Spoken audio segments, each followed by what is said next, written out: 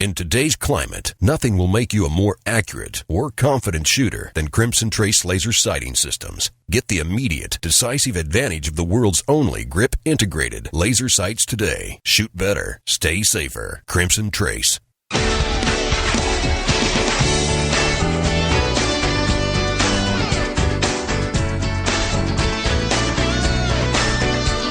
This is Tom Gresham's Gun Talk, now available on iTunes and other podcast clients, and on the free Gun Dealio smartphone app for iPhone and Android.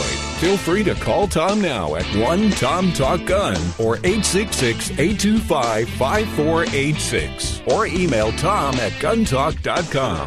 Now, once again, here's Tom. All right, welcome back. Yes, indeed, I am working on our new Gun Talk gun. I'll have some details. Well, as we get some details, just had a chance to talk with a manufacturer. Said, yeah, we might be able to do that. So let me work on it for a little bit. I'll get back with you in a few weeks when I know what we're up to here. Maybe. I hope so. But we're working on it. We'll have something cool for next year. And I'm sure it'll be 2016 before we get this thing out and about. As we talk about self-defense, we talk about your personal safety, your security. I always tell you, the best way to win a gunfight is to don't get in one, right? Situational awareness, avoidance. Are you seeing what's going on around you, et cetera, et cetera, et cetera? You hear it all the time. And that's all fine and that's all good. And that's all almost like platitudes at a certain point where you say, yeah, just be careful out there. Yeah, great. Thanks a lot. What you really need is some tools in the toolbox. And I depend upon, look, I'm not I'm not military. I'm not a cop. I'm not a trainer. I just hang around with those guys. And so I simply am a sponge. I gather up what I can and I pass it along to you. And when Tiger McKee, my friend over at Shoot Right Academy, says, hey, you got to take a look at this book. I said, okay, so I got it. That's good enough for me. If Tiger says, get it, I get it. I got it, started reading it, and went, holy smokes. This thing is different. Holy cow, this is not just a tool, this is a toolbox. This is a rolling toolbox full of tools that we can use. The book is titled Left of Bang. Interesting title. We'll tell you what that's about in just a second. Joining me right now is the co-author of the book, Patrick Van Horne. He's also the CEO of the CP Journal. Patrick, thank you so much for joining us. Left of Bang, what does that mean? Well, thank you for having me, first of all. But the phrase left of bang, what it talks about is really starts to lead into a mindset about how we look at our surroundings to prevent violence from ever occurring. If you were to think about whatever act you don't want to actually happen, it might be a shooting, a stabbing, it might be a drug deal, it might be sexual assault, school violence, workplace violence, whatever it is that you're concerned about, if you're to place that event, that is bang. If you put that on a timeline, bang is time zero. Bang is directly in the middle of that timeline. Mm-hmm. So when we talk about being left of bang, what we're talking about is operating earlier on that timeline. It means that we identify some of those pre-event indicators, those warning signs that let us know bang is about to occur, and it gives us enough time to actually prevent the event or the situation from ever happening in the first place. One of the things you said in the book, and I want to get to how the book came about and all in just a second, but one of the things you said in the book is that violence and attack almost never truly comes out of the blue. What do you mean by that? When we start to look at how we prevent violence, what we're really talking about is how we are preventing targeted violence, where the people we are looking for have the intent to hurt or kill someone else. And a person very rarely makes a decision within seconds of pulling a trigger that, they're going to actually commit an attack. There's usually, very often, some sort of planning or some sort of preparation. And the more time that exists between that moment where they make the decision to conduct an attack and the actual moment the attack begins, there will be more and more pre-event indicators out there that people can identify to actually keep the situation from ever unfolding in the first place. And if you can identify them using this multitude of things you have in the book, you can avoid, you can get the heck out of Dodge, you can prepare yourself, you can get your family. If you're in a Marine unit, you can actually take action. You can preempt the whole event. You have many options at your disposal if you can identify it before it happens, I guess is where I'm going. You are 100% correct, or we look at it the same exact way. The more time you have left of bang, whether it's 2 seconds, 2 minutes, or 2 hours, the more advanced warning you have, simply the more options that you have available to either do something to that attacker to prevent it from occurring, or at the other end of the spectrum, just simply avoiding the situation and getting yourself out of there before the situation turns bad. But when you have very little time before the event, your options are naturally limited. Okay, this comes out of, I gather, the Marine Corps Combat Hunter Program. What is that?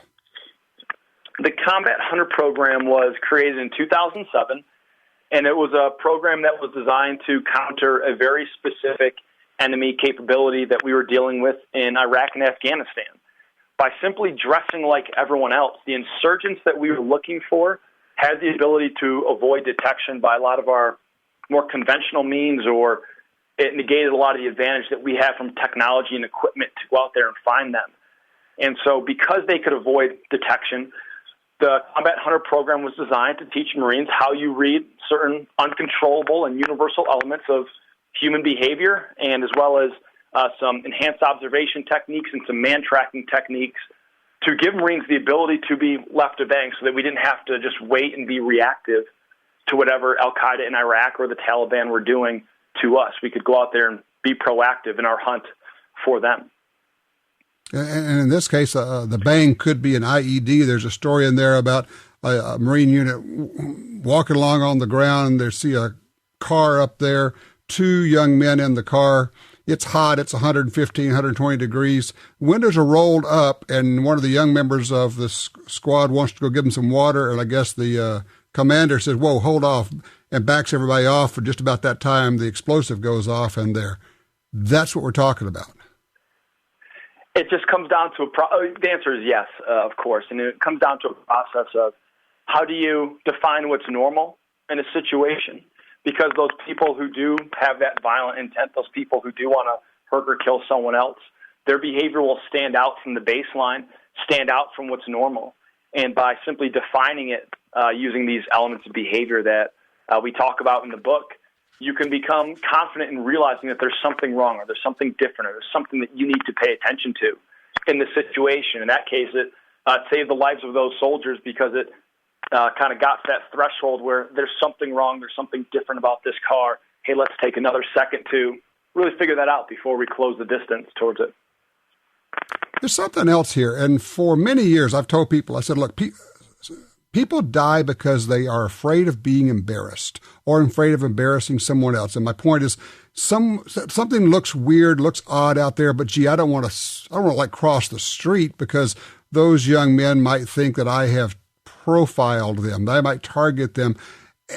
As I look through the book, I go through this, what I get out of this is you're given a set of tools, a set of skills, and the confidence that, okay, this is not just kind of some weird little thing going off in my head. This is actually something. And when you have the confidence that this is something, then you have the confidence to take some course of action. Absolutely. And it's something that we see quite often is people will recognize something that stands out, but because oftentimes reading behavior or situational awareness or even just decision-making is oftentimes left to something that's very intuitive and that you just sort of develop throughout the course of your life, that oftentimes it leads people to doubt what they see when it finally does come up to a conscious level of awareness. And so by teaching people very specifically, hey, here's the behaviors that go into defining what's normal, that gives them confidence to realize when something does stand out. And so because each of the behaviors that go into the program are all backed by science, when you see something that's off, you don't have to worry about saying something or telling someone or even just crossing the street, as you mentioned, to get away from the situation altogether. Confidence is a very big aspect of it, though. Exactly. So give us an example or two of the kinds of things where the bad guys telegraph intent. So when we talk about reading behavior, in the book we refer to these as the 6 domains of behavior. Now we teach it a little bit differently. That makes it a little bit more intuitive, but in a very simplistic sense, there are 4 really pillars of observable behavior. We can look at and assess individual people. We can look at and assess groups of people. We can look at and assess how people relate to their environment. And we can take a look at the fourth pillar of behavior, how we really assess the collective mood of everyone present. Let's say you're in a situation like a mall, a movie theater, most office buildings, many schools. Our baseline would be what we refer to as the comfortable cluster. When we look at how we assess individual people, every single person at any moment in time can either be categorized as displaying dominant, submissive, uncomfortable, or comfortable indicators. More often than not, our baseline is people who are very comfortable. That criminal, that attacker, is often going to be doing something outside of that norm. If they're preparing for a confrontation, they're preparing for maybe to launch an attack, you're probably going to see some indicators out of what we call the dominant cluster. Behaviors that a person might display, making themselves look larger or more controlling or territorial displays. That's often something you see right before an attack occurs. You also might see indicators from the uncomfortable cluster. Let's say an attacker is worried about getting past the security or getting past a police officer or getting past someone whose job is to ensure that outsiders stay out of the area. Oftentimes that will lead to some very uncomfortable cues. And all of that just helps us attract our attention as something that's different than what we established for the baseline in whatever area you're actually in. I'm just going to tell people, I mean, I can't remember ever having done this, Patrick, but everybody needs this book. I don't care if you are active military, if you've got a son or daughter in the military, get it for them. If you're a police officer, get this book. If you're a wife of a police officer, get this book for that person. If you have a son or a daughter going to college, going out in life, get this book for them. Get it for everybody. What this does is, and frankly, you know, this is a gun show. And my whole idea is, look, we carry guns because we may need them, but the best trick is to not need them or at least have a heads up on it. Left of bang is what it's all about. It's just not getting into it or at least having a head start on it if it goes south on you. This is a fabulous book. It really is. You guys did a great job with it. Well, thank you. Thank you so much for saying that. When Jason and I first sat down to start writing it, all we really wanted was to help pass this along to some of the Marines that we were teaching. At the time, we were training about 40 out of every deploying 1,000 Marines who were leaving from Camp Pendleton out on the West Coast, just north of San Diego. And we were having Marines who would come through the Combat Hunter course. They would deploy, and they would come back, and they would seek us out. They would find us and say, hey, something I learned in this class saved my life. We got off that street. We didn't walk up to that car. Thank you so much, and I want to come back through the class. And because we were limited, we couldn't really help all of them out. So the book was our first way to really just start to pass this along to a wider audience. Well, it is terrific. I cannot recommend it more highly. Thank you for doing it. Thank you for all the work you've done. Thank you for your service. And, man, this Left to Bang is the title of the book, everybody. Just flat out, get the book, get several copies of it, get it in paperback, give it to your friends, your family, to a cop you love, to a military person. It's that important. Patrick, thank you. I appreciate that. All right, when we come back, taking your calls, comments, questions. If you don't like guns, I'll put you at the front of the line. I'll even give you the floor. You can have your say. 866-TALK-GUN.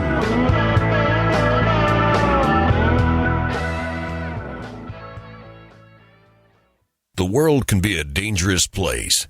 Gear up with the industry's original and most trusted laser sighting system from Crimson Trace. Equipping your firearm with laser and light systems will enhance your effectiveness and help keep you and your family out of harm's way. Call 800-442-2406 or visit crimsontrace.com and receive a free copy of our new laser training video, The Laser's Edge. Crimson Trace. Attacks happen every day. How will you react? See real people put into real-life criminal attack situations on First Person Defender. Discover what works and what doesn't. Kidnapping, ATM robbery, home invasion, and other attacks. Learn how to save your life and the lives of your family. Get the entire first season on DVD at shopguntalk.com. Get prepared. Shopguntalk.com. Gunny here to talk about how Glock's commitment to safety, durability, and reliability gives one a sense of confidence. Whether you're a Tier 1 operator or you're an average Joe, Glock supports those who go into harm's way by giving them the means of reliable defense. Our troops and veterans know better than anyone. You're only as good as your tools allow. Confidence is more than a state of mind. Confidence is what you carry. And I carry Glock. In the fight for gun rights, we need ammunition, intellectual ammunition. And no one does it better than researcher John Lott, author of More Guns, Less Crime. John created the Crime Prevention Research Center to counter the junk studies being done to push gun control. But he doesn't have the big bucks of billionaires like Michael Bloomberg. All he has is us. So I'm asking for your help. Go to crimeresearch.org and donate what you can. This research makes all the difference. People ask what they could do to help preserve the Second Amendment. Honestly, this is one of the best moves you can make. If you can give a lot, that's great, but even the cost of a box of ammo helps. We need John Lott's intellectual ammunition. Go to crimeresearch.org. It's time to step up. crimeresearch.org. The XDM 3.8 Compact from Springfield Armory is 2 guns in 1. Use as your concealed carry gun with a compact magazine and use the extended magazine for home defense. Carry 13 rounds of 9mm in the compact magazine and a whopping 19 rounds in the extended magazine. To see the entire family of Springfield Armory XDM pistols, go to springfieldarmory.com. That's springfieldarmory.com.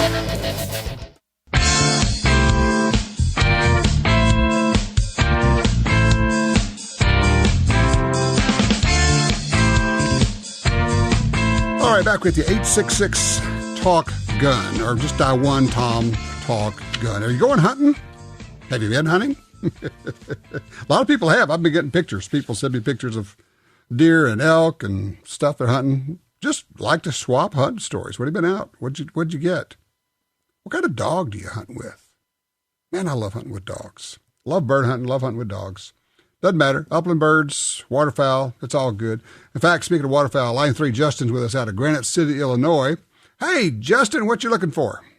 Hey, I think I brought this up last year, but I don't remember because it was last year. But when I was out in the duck blind a couple weekends ago on opening day, we had a woody hen come in, and all 4 of us hit her. Saw feathers fly multiple times. She didn't drop. Saw her fly out back behind the blind towards the river and into the thick brush. We searched. We couldn't find her. Actually, my hunting dog died a couple years ago from cancer, so we couldn't send a lab in to do the job.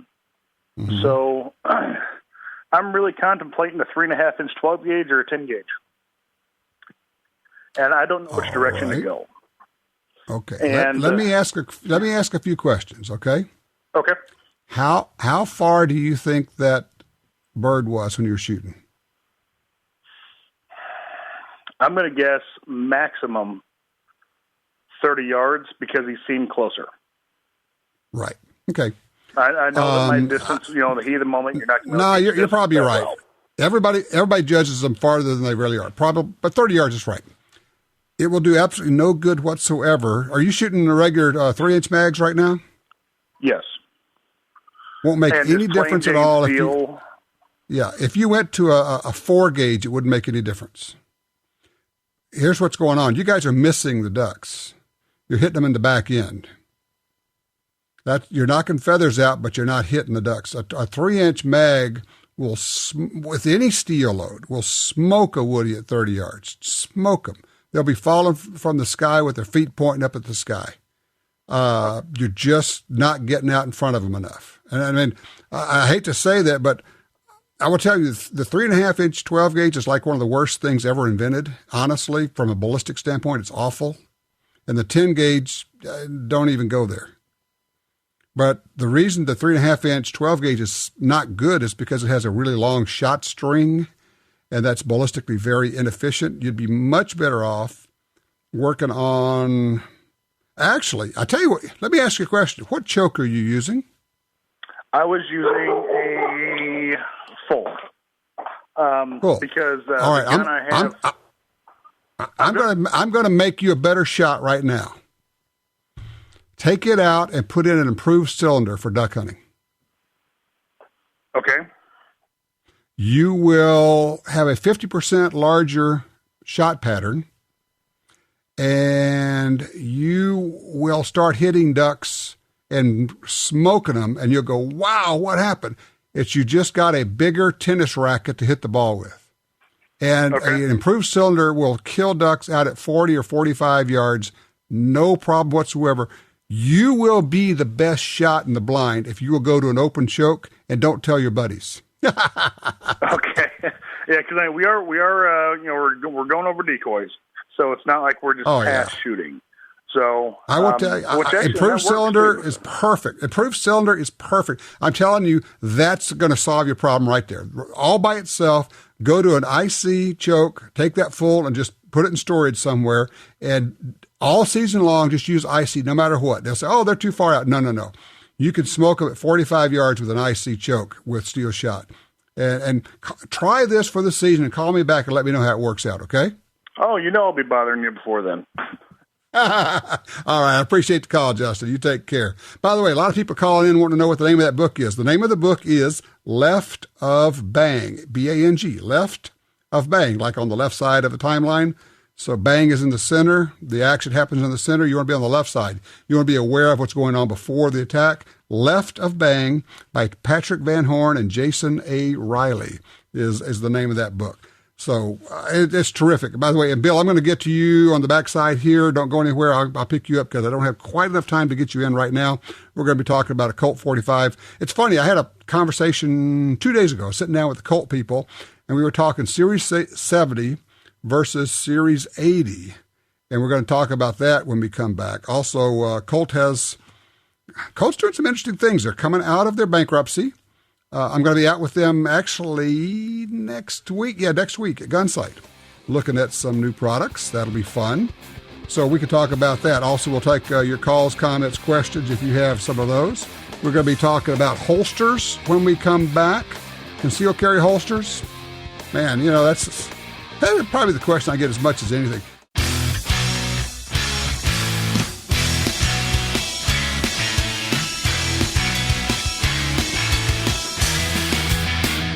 Broadcasting nationwide, you're listening to Gun Talk. And now, back to Tom. If you're unsure, I mentioned that the title of that book is Left of Bang. If you're unsure, just go to guntalk.com. We have it on Tom's Picks there. You can just click on the link there. It'll take you to Amazon. You can buy it directly. I can't remember when I've recommended a book more strongly. It is fascinating reading. It could save your life or the life of one of your loved ones. If you have anybody in the military, they need this book. If you have anybody who's in police work, they need this book. If you have anybody you care about, whether or not they carry a gun, if they just are out and about, they need this book. Left of Bang is the title of the book. Bill has called in out of Liberty Bow. Line one. Hey, Bill, thanks for holding. Tom, I have two questions, if I may. One is about the Colt 45 Series 70, and the other is a quick question about Donald Trump. But I acquired a Colt 45 Series 70, but it's not a gold cup. It looks like it's kind of a plain Jane. What's the difference between one and the gold cup? Well, the gold cup was just a target, a dolled-up target gun. It had match-grade barrel and a few features and usually good sights. And there were a number of other models out there. They were all Series 70. Colt still makes the Series 70. They also make a Series 80. The Series 80 has supposedly a firing pin block that's drop safe. Some purists say they prefer the Series 70 triggers. They think they're a little better. Others tell me, it doesn't make much difference. You can tune up either of them really nicely. It's kind of one of those personal preference deals. But That's the only difference. The one you have is simply not a dolled-up target gun, but it's still fine. And, of course, as with all 1911s, you can make it anything you want. You can take all the parts off and put anything you want on it. It's kind of like an AR-15 that way. Well, it's a real nice gun. But my other question was, when Donald Trump reached down and touched his side, do you think he was carrying when he was doing those debates? I don't know. I don't know what to think of him. I don't know. The only thing I really don't spend any time thinking about Donald Trump. And I know there are some really staunch supporters out there, and they get mad at me for this. I don't think he can beat Hillary Clinton. People say, oh, yeah, sure he can, because she's a liar, blah, blah. I don't care. I'm just telling you, is the way Donald Trump talks about women, I know a lot of women who are conservative who would never vote for him. So I don't spend much time thinking about him other than worrying and looking at the lineup and thinking, really, Republican Party, this is what you got for me? This is what you're offering us? You got a guy who looks like he needs caffeine all the time. You got Trump basically pushing the Trump brand all the time. Kind of like Ted Cruz. In fact, I like him a lot. Don't know if that's viable. Right now, I'm just watching, worrying, seeing how this is all going to develop. But I am concerned. The first question I always get from people is, what gun should I get for self-defense? And as soon as they get their carry permit, then they come back and say, man, carrying a gun is hard, uncomfortable, distracting, yada, yada, yada. I go, yeah, it's your holster. I say, what? It's your holster and it's your belt. What do you mean? You got a crummy holster. You got a crummy belt. And then when they finally get a good one, they go, hey, that really works well. Hey, how about that? Well, I like to have the holster experts on here whenever we can. Matt Craighead's with CrossBreed Holsters. Hey, Matt, I just saw you, didn't I? It seems like it wasn't that long ago, my friend. It wasn't that long ago. It's the truth. You hear the same thing I do. People who, they get one of your holsters and they try it and they come in and go, hey, that's really comfortable. And you're going like, yeah, that's what we've been telling you the whole time. For about 10 years now, we've been telling people that, and you're so correct, Tom. A good holster and a good belt will make all of the difference of concealed carry. You want a holster that's going to distribute the weight of the pistol that you are carrying along your body. And then you're also going to want a belt that will support the weight of that pistol and also help distribute that. You know, a lot of people just think of a belt as a belt. But that belt will actually help distribute that weight from the pistol side to the weak side across your whole body. A good belt and a good holster combination go hand in hand with a good firearm. You know, one of the ways you can tell that you've got a good combo is you never touch it throughout the day. You're never pulling up on it. You're never shifting it around. You're never tugging on it. In fact, look at it the other way. If you're having to do all those things, you've got a bad system, right? That is correct. You know, a lot of people think, well, they keep checking, so they're not printing. Actually, if you are checking yourself to see if you're not printing, you're inadvertently printing. I have a lot of people come in, and it's true, you know. They're always, you see them as well as I do. They're always over time reaching back there and adjusting it. It's like, okay, you've just given yourself away. You know, that's it. You're pointing to it. You're touching it. You're pointing to it. Leave it the heck alone. Hey, Matt, hold on. I got to take a quick break. When we come back, let's talk about some of the cool stuff that CrossBreed's been up to. You always have new things. You guys are innovative. I love your holsters. So we're talking with Matt Craighead from CrossBreed Holsters. Check it out, crossbreedholsters.com when we come back. If you got a question about holsters or belts or anything, call us. We'll take it. We'll put you in touch with Matt. 866-TALK-GUN. We're talking holsters on Gun Talk.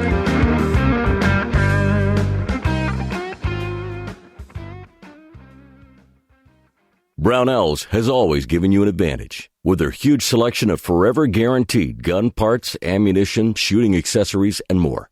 And now, they're offering you the Edge. For just $49.95, Brownells Edge covers your standard shipping and any return shipping cost for 1 year. Brownells Edge members also receive discount expedited shipping and exclusive offers. Get the Edge today by visiting brownells.com/edge.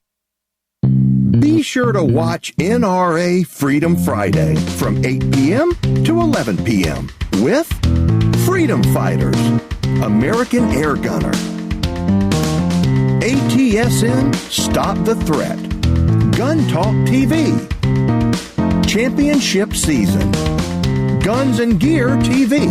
Watch NRA's Freedom Friday only on the Pursuit Channel, where we deliver the outdoors. You're at a gun store and your phone tells you about hot deals. Want to know about special offers? No problem when you have GunDealio, the free app for your smartphone. GunDealio delivers the latest deals on guns, ammo, and extras direct to your phone. Don't overpay for your shooting gear. Get GunDealio. It's free at the App Store and Google Play. Trigger the deals with GunDealio. GunDealio.com. For 36 years, the U.S. Sportsmen's Alliance has been fighting to protect hunting, fishing, and trapping for sportsmen from coast to coast. Today, we are under constant attack from extremist animal rights groups who want to end your ability to hunt in the U.S. Join us to protect our sporting heritage and our way of life outdoors. To join or for more information on how you can help, go to ussportsman.org. That's ussportsman.org. The Ruger LCRX is a variation of the LCR that features an external hammer, allowing it to be fired in single action mode. The LCRX can also be fired in double action mode. It features a monolithic frame made from aerospace grade 7000 series aluminum, a patented Ruger friction reducing cam that results in a smooth, non-stacking trigger pull, and a patent pending polymer fire control housing that significantly reduces weight and helps reduce recoil. The Ruger LCRX Revolver, another rugged, reliable firearm from Ruger.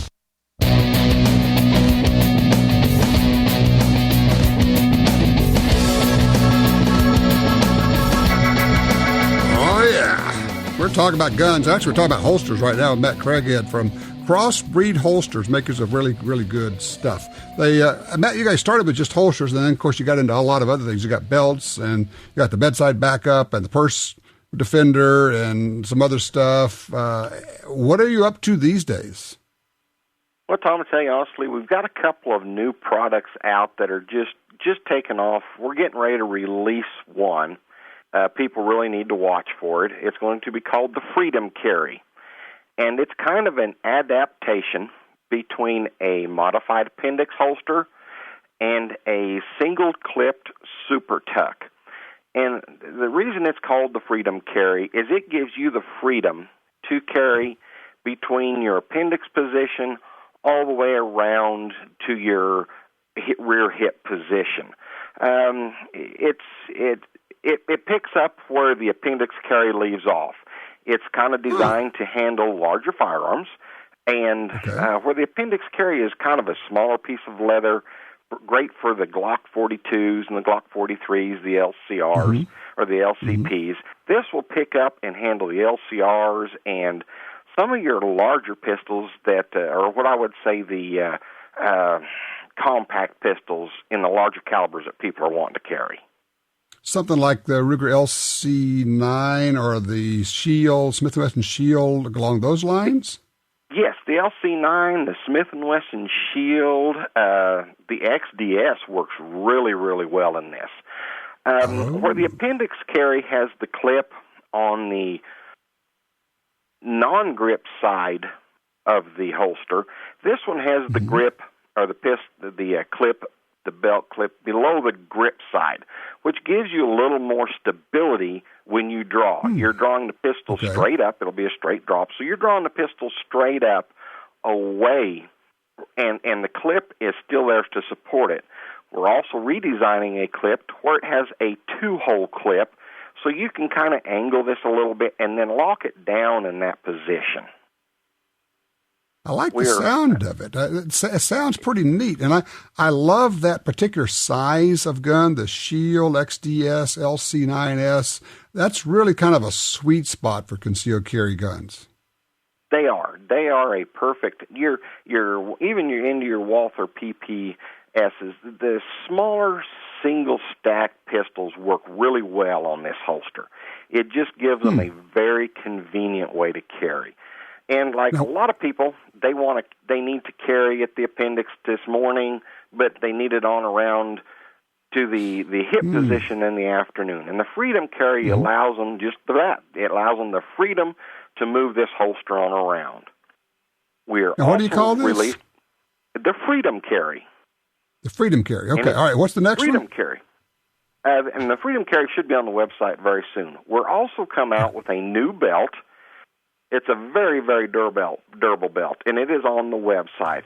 It will be called the Aries belt. It uses that Aries belt buckle. It's a slip-through belt buckle, so you don't have the traditional holes and bend it over, and it's a very, very slick system. It is actually on the website currently, and I'm looking at it. It gives a lot of people an option of not having a big bulky buckle. Plus, it allows you the option of when you need to carry your larger pistol, it'll slip out, and your smaller pistol will slip in. It has really been a very popular belt. There's something else it does. I'm looking at this. It doesn't scream gun belt when you look at it. It does not scream gun belt. It is very, very concealable, and we make this the same way we make all of our belts. It'll be a two-piece leather bonded and stitched together, so you still have the support of a belt that you need to carry a firearm, and you can discreetly carry your firearm, and then this belt buckle works very well for dress up. I mean, you're not looking at a big bulky buckle, and it's very slim, very streamlined, and it's just, you're right, it doesn't scream gun belt. And it looks like you've got different color buckles, you've got different color thread. So this is actually custom made for you when you order it then.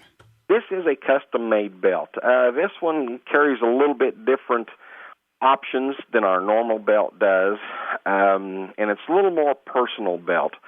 And with a belt, well, I'll tell you what, Tom, ordering a belt nowadays is such a tremendous undertaking. People don't label their jean sizes actually what jean sizes should be. Oh, no, there's a lot of marketing going on there. That's right. If you're really a 38, they'll market a 36, but they'll actually make it a 38 just to make you feel good about it. You're not kidding, and that creates a lot of problem for us. Sure, sure. And the best way to do this is to get a cloth tape. My mom's always had them cloth tapes in sewing. Yeah. The best thing to do is go around your waist. And if you're currently going to carry a firearm in your waist, go around your waist and lay that tape measure over itself. And that is actually the size, the waist size of a belt that you're going to need. And so what you're saying is, even if your pants say 36, if the tape says 38, you're really a 38. You're really a 38, and don't be surprised. And I tell people, it's not. Don't never be surprised. When you have I've got a lot of people that carry a Glock. If you wear a 38 pants and you've got your Glock in there, and you measure that, and it comes out to almost 40. Trust me, it's really almost 40 because there's a lot of real estate in there. Oh yeah, absolutely. Well, Matt, you guys are busy, and I've got a break I've got to run to here. Let me give out the website. It's CrossBreedHolsters.com. You got the new Aries belt. You've got the new holster, which will be on the website shortly. And of course, we'll be talking at SHOT Show. What else you guys are up to? They're always doing something. And I just can recommend these guys completely. I mean, they've got great guarantees. Take a look at that there. If you don't have a good belt, carrying is uncomfortable. If you do have a good belt, you can carry all day long and you'll never notice it. That's the key.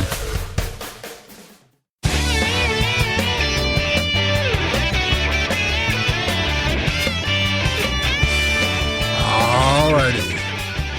Here we are. It's Gun Talk. We're still doing this thing. Let's see. Line 4. Is it Eden in Temple, Texas? Hey, Eden, how are you? Yeah, doing well. It's Evan. That's right. Hey, no, you're on the air, so go ahead. Yeah, so first, if I could, I wanted to add to your duck hunting call from a few minutes ago.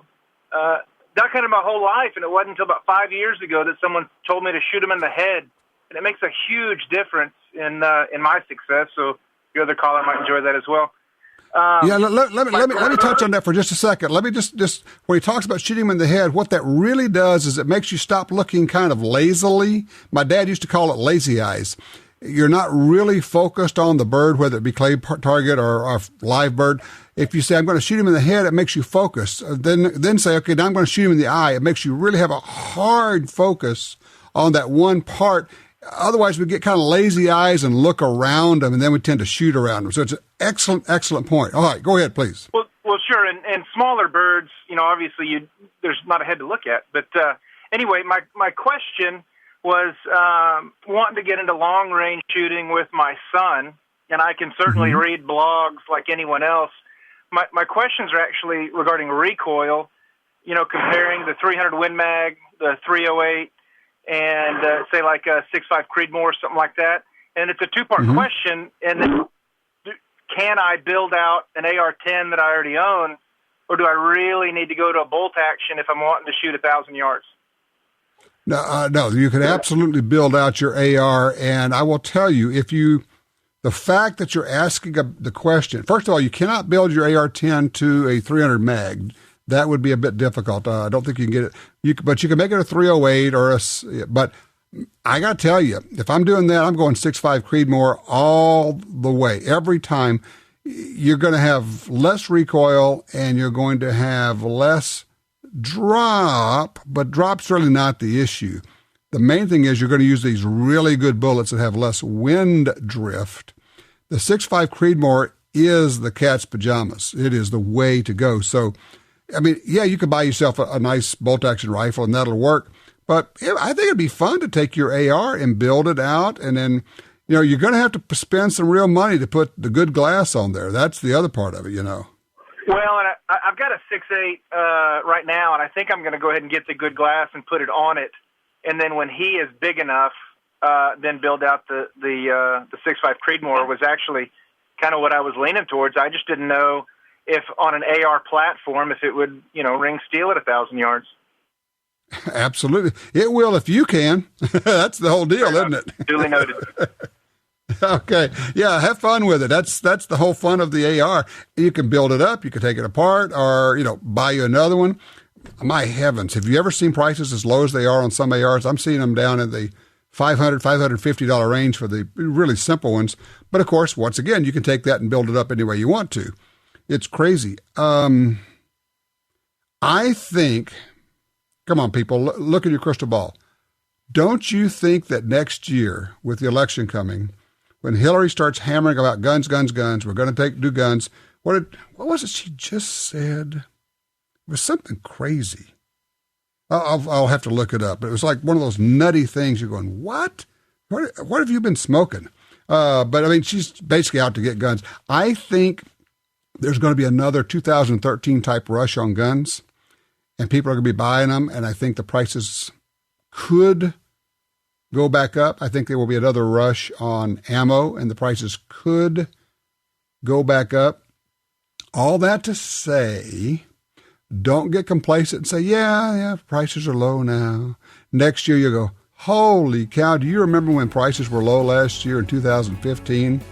Can't believe I didn't buy my AR then. Can't believe I didn't buy another AR then. Can't believe I didn't buy more ammo then. Just throwing it out there for your consideration, okay? When we come back, we're going to be talking about some new cool stuff from Sig Sauer. It's a program you got to belong to buy, but once you find out what it is, you're going to want to sign up.